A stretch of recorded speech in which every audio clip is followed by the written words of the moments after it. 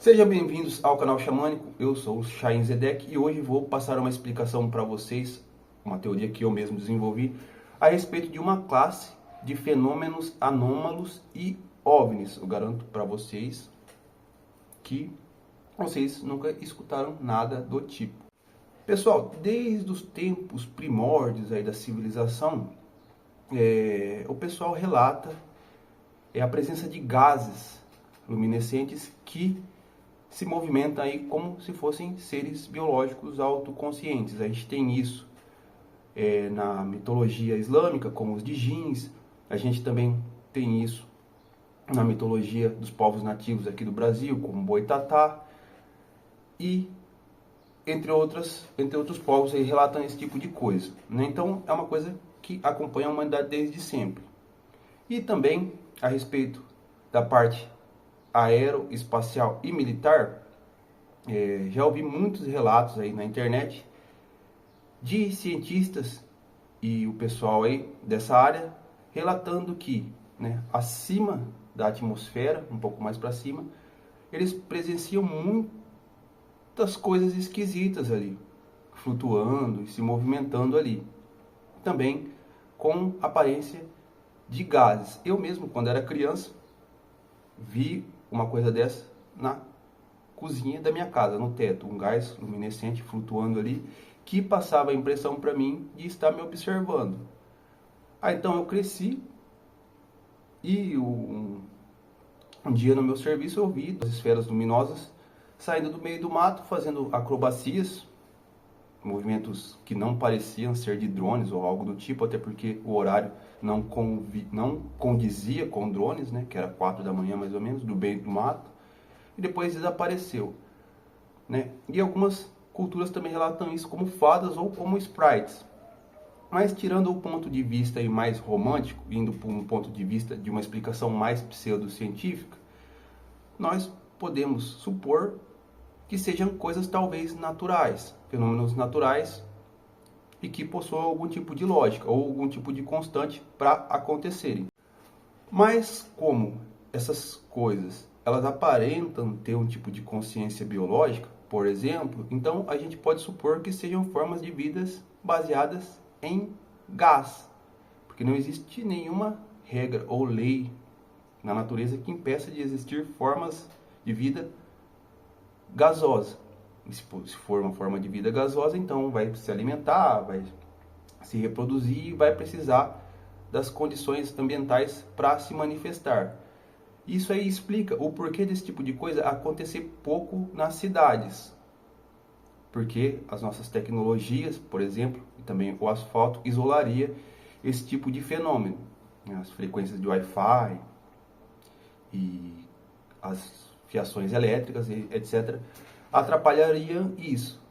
E se vocês forem reparar, quando esses tipos de coisas acontecem, sempre estão a uma certa altura, né? Dificilmente acontecem rente ao chão, a não ser em áreas onde não tenha interferência, como por exemplo matas, como por exemplo áreas abertas de campos, canaviais, montanhas, desertos. Então, como não tem nada impedindo isso de acontecer, né, energético de acontecer, então esses possíveis seres aí acabam se manifestando.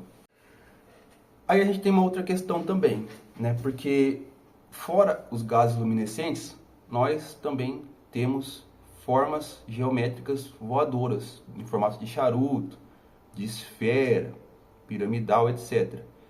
Isso aí entra na minha teoria de que essas possíveis formas de vida gasosas, ou que não sejam formas de vida, ou que sejam apenas um tipo de plasma que é comum ou natural no planeta, conseguem atrair alguns tipos de poeiras metálicas. Então, é por isso que algumas vezes pessoas avistam no céu, por exemplo, pirâmides voadoras.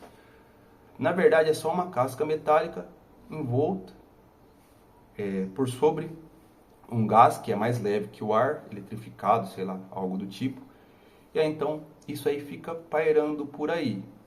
Isso também explicaria o porquê de quando observa esse tipo de coisa, vê veios e vazamentos desse gás e ao mesmo tempo que possui uma forma geométrica, também possui pequenos pontos luminosos, porque as poeiras metálicas elas não recobrem totalmente o gás, né, deixando exposto o gás luminescente. Há um tempo atrás, um rapaz postou na internet aí um vídeo de uma pirâmide dessa voadora e ela condiz exatamente com o tipo de explicação que eu estou dando aqui, apesar de que, como eu disse, eu não sei se isso é um fenômeno natural do nosso universo ou se é algo anômalo mesmo, que tem ali ligação direta com o plano quântico. E eu vou explicar um pouco a respeito da teoria do plano quântico nisso. Os cientistas já sabem que existe o plano quântico através de medições indiretas. Isso aí já foi comprovado. Então existe um universo invisível que acontece junto ao nosso, sendo que o nosso universo seria um produto desse universo, talvez quântico. Mas o caso é que se esse universo quântico ele possuir elementos, ambientes e uma condição para existir ecossistemas lá, também nada impediria de que existisse formas de vida nesse plano quântico, que coexistiria junto com o nosso. Então, coisas que acontecessem lá, do tipo tecnológica, por exemplo, poderiam refletir aqui, assim como as coisas que a gente faz aqui poderiam refletir lá, saindo um pouco da lore ou da ideia romântica, espiritual, né, misteriosa, e indo para uma coisa mais voltada para ecossistemas que se relacionam entre si. Se esses fenômenos que acontecem na nossa realidade, esses dessa classe que eu estou falando, forem naturais, possuírem constantes, explicações materiais, beleza.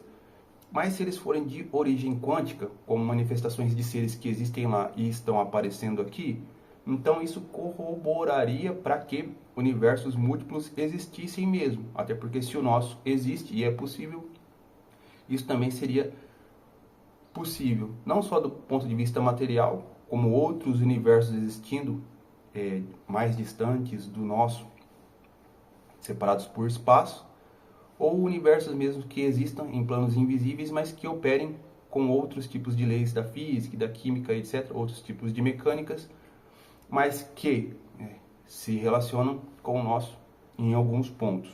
Bom, espero que essa explicação ela esteja sido clara, né? Acredito que tenha sido. Gostaria de colocar algumas imagens e coisas para elucidar o que eu disse, mas assim, se eu colocar vai ficar muito ruim de editar o vídeo. Bom, né? Espero que eu tenha contribuído aí na parte teórica a respeito do assunto e até a próxima.